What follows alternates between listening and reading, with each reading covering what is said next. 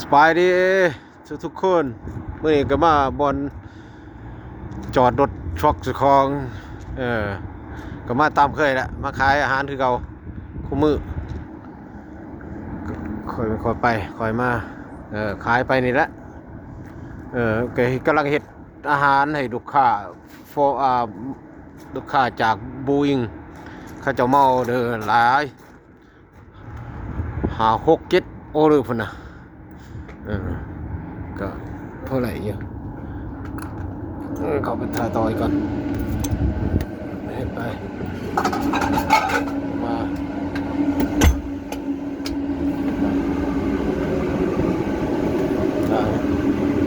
ได้แนวฟรายไว้พวกเขาพัดไทยแหนมเขาไปได้เนี่ย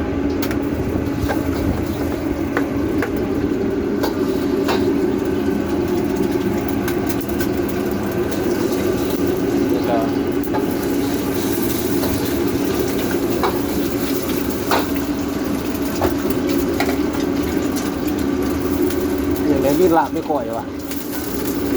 ก่อยมีก่อยไก่หมู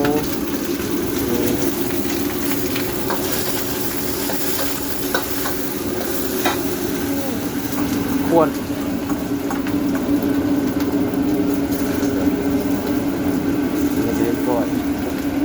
มาเด้อพาอยากมากินอาหารแซ่บๆอยู่เด็กวูดวอชิงตัน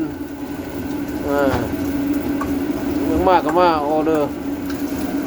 กินอาหารแซ่บๆผัดซีอิ๊วขายอาหารลาวอาหารไทย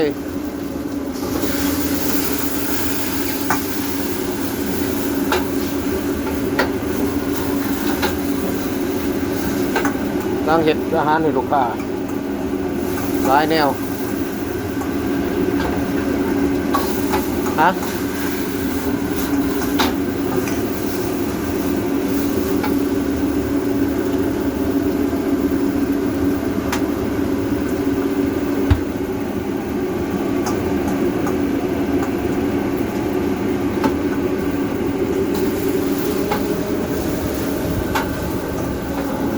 ไปทาง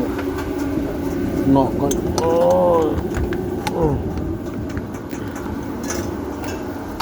ค่อยๆไปทั้งนี้ก็ทั้งหลังรถบนจอดรถก็มันก็งามอยู่ก็มีหลายบนเฮ็ดนี่อันนี้ก็ซื้อรถ2เอื้อยน้องออนเวลเฮ็ด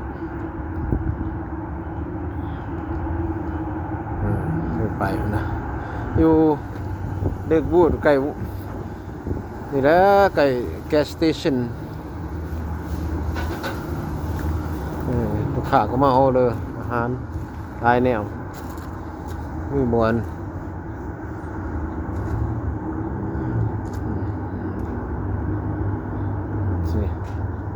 ลาวไทยอาหารคัมโบเดียก็มีจะกินแซ่บ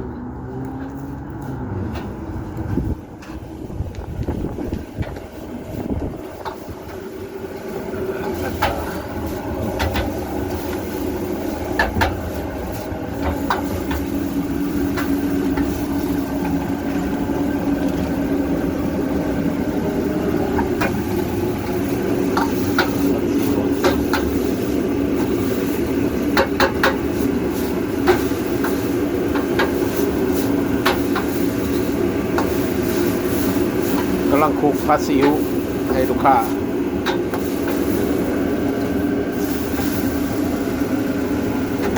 มีบอลจะเป็นบล็อกไว้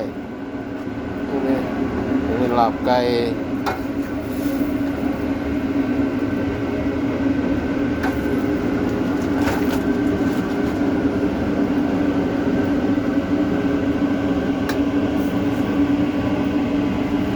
เป็นแต่แสบเลยมาเด้อพี่น้องเด้อ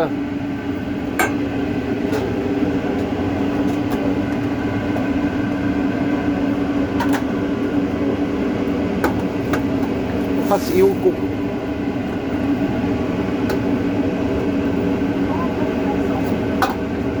บอกว่าชอบใช้ต้องหาหนังมันก็เริ่มใจบริษัทเนี่ยเป็นอย่าง